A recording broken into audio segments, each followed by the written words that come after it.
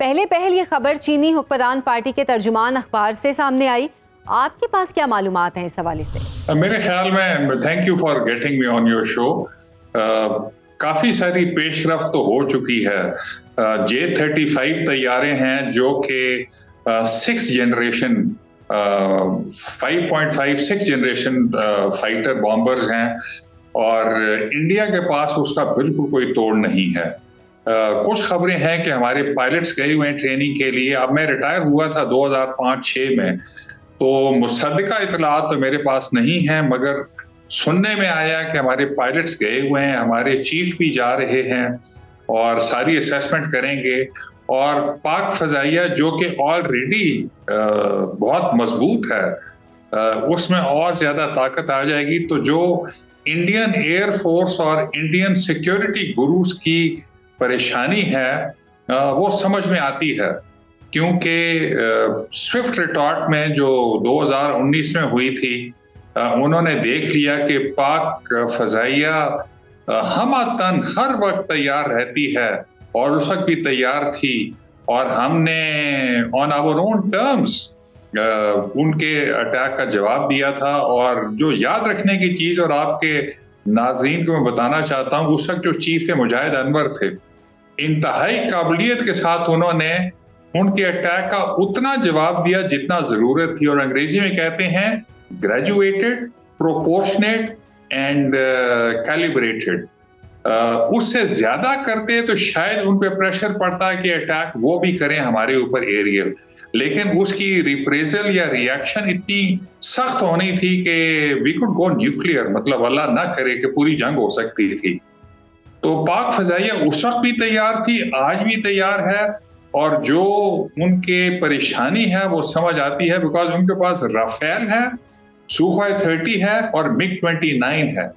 اور یہ پرانے طیارے ہیں، رافیل نیا ہے، بٹ رافیل جو ہے ہمارے پاس جو J-10 ہے وہ رافیل سے زیادہ بہتر. اچھا سر، یہ بتائیے گا کہ آئیڈیا 2024 پر پاک فضائیہ نے جنریشن 5 لڑاکا جیٹ پاکستان فائٹر ایکس کی پروڈکشن کا اعلان کیا تھا، جو کہ خالصتاً پاکستان کی اپنی پروڈکٹ ہے. اس حوالے سے کیا پیش رفت ہوئی ہے اب تک؟ وہ 5th جنریشن فائٹر تھا جس پہ کافی ساری پروگریس ہو چکی ہے، لیکن اس وقت ہم نے اعلان کر دیا ہے کہ ہم پہلے جو JF-17 ہے اس کا ہی ایک PFX ایکسپیریمنٹل جہاز بنائیں گے، جو کہ 5th جنریشن کے قریب ہوگا. اور اس کے بعد ہم جو ترکی نے بنایا ہے طیارہ ٹوین، جس کے دو ٹیلز ہیں پیچھے، اور چائنا نے بنایا ہے اور J-20 ہے، اس طرح کا اسٹیلتھ طیارہ بھی ہم اگلے 5 سے 10 سال میں بنا سکتے ہیں. لیکن جو سب سے بڑی کیپیبلٹی ہے، یاد رکھیے کہ بلاک 3 جو ہمارا طیارہ ہے JF-17، وہ رافیل سے تھوڑا ہی کم ہوگا if at all. رافیل سے زیادہ اگر ہے تو جیسے میں بتا چکا ہوں J-10 ہے ہمارے پاس. تو ہمارے پاس پروگریس کافی ساری ہے دکھانے کے لیے. جو JF-17 ہے اس کو تو ہم اپ گریڈ کر کے بلاک 3 بنا لیا ہے.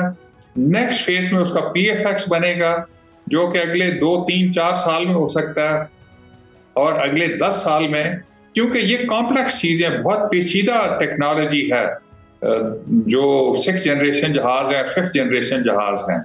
So we are well on our way to producing the 5th and 6th generation fighters. I think in about 5 to 10 years. ٹھیک. اچھا سر، JF-17 تھنڈر کے حوالے سے بنگلہ دیش کی دلچسپی بھی سامنے آئی ہے، اور ممکنہ طور پر دونوں ملکوں کے درمیان پہلی بار کوئی دفاعی پیداواری ڈیل ہونے جا رہی ہے. اس سے پہلے بنگلہ دیش فوجی ہتھیاروں کے لیے مکمل طور پر بھارت پر انحصار کرتا تھا. اس تبدیلی کی وجہ کیا ہے، اور آپ کے خیال میں یہ تبدیلی کیسی رہے گی؟ سب سے بڑی وجہ تو یہ ہے کہ آئی تھنک حسینہ مجیب، جو کہ اپنے والد کی ڈاکٹرینز اور آئیڈیاز اور کانسیپٹ ایک سوشلسٹ اور ایک if not کمیونسٹ ریاست کو ریپرزینٹ کرتی تھی، لیکن ٹوٹیلیٹیرین تھی، جو کہ مطلق العنان حکمران تھی. اس کے خلاف جب بغاوت ہوئی تو لوگوں نے کہا کہ آپ کی پروگریس تو ہمیں اچھی لگتی ہے، لیکن جو آپ ڈیموکریسی نہیں دے رہے وہ اچھی نہیں لگتی ہمیں. تو اب انہوں نے ریوولٹ کیا ہے. تو جو یونس صاحب آئے ہیں اور جو باقی لیڈرشپ ہے، اور ریسنٹلی جو ایک 3 اسٹار جنرل آئے ہیں بنگلہ دیش کے، انہوں نے دیکھا ہے کہ ہندوستان کی مطلق العنانی foreign policy, absolute foreign policy, جس پہ کہ ہر چیز کو ڈکٹیٹ کرتے تھے، وہ ان کو ایکسیپٹیبل نہیں ہے.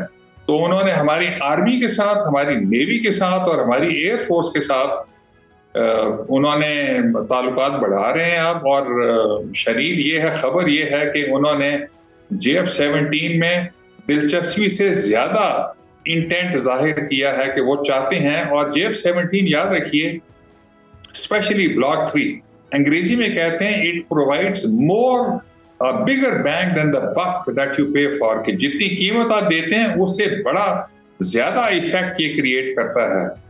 اس میں آپ ایسا جو ہے نا سنتھیٹک اوپر سے ریڈار ہے جو کہ F-16 کے ریڈار سے بہتر ہے. اس میں ویپنز جو ہیں کلوز کامبیٹ اور جو BVR ہیں بیونڈ ویژول رینج، وہ بہت اچھے ہیں چینی والے.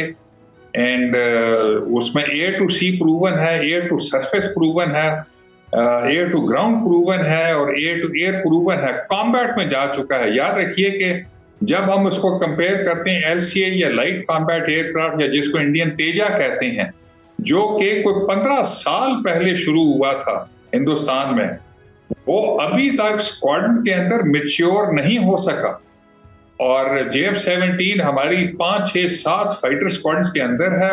سوئفٹ ریٹارٹ میں حصہ لے چکا ہے، air to sea weapons fire کر چکا ہے، air to air weapons fire کر چکا ہے، اور ایئر ٹو سرفیس ویپن جو ہے، جو اس کی رینج ایکسٹینشن کٹس تھیں REKs، وہ ایکچولی ہاسٹیلٹیز میں استعمال کر چکا ہے.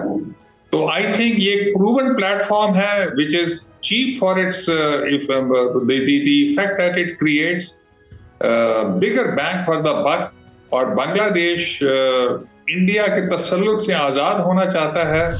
اچھا سر، 4 دہائیوں کا ریکارڈ دیکھیں تو یہ بات واضح ہے کہ پاکستان کے اپنے دفاعی استحکام کو روکنے کی کوشش کی گئی، چاہے وہ F-16 کا معاملہ ہو یا ایٹمی طاقت کے حصول کا یا پھر بیلسٹک میزائل ٹیکنالوجی کا. لیکن ہر بار پاکستان نے جنگی ہتھیاروں میں خود کفالت میں ایک قدم آگے ہی بڑھایا ہے. اس کا کریڈٹ کس کو دیتے ہیں آپ؟ دیکھیے، سب سے زیادہ ہماری لیڈرشپ جنہوں نے رہنمائی دی. F-16 انہوں نے بین لگایا، اور ہم نے کیا کیا؟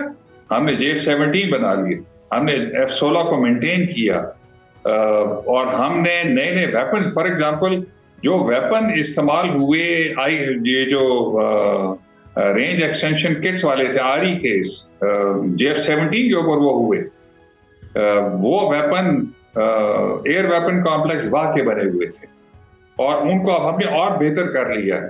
سو خود کفالت ہم نے حاصل کرنے کی پلان ہے پورا. اور اسپیشلی فضائیہ، فار ایگزامپل ہمارے پاس جو نیش ٹیکنالوجیز، بنیادی ٹیکنالوجیز کا بیس نہیں ہے، اس چیف نے نیسٹا بنا کے، جو کہ national aeronautics space and technology park ہے، وہ بنا کے وہ بھی خلا پور کر دی ہے.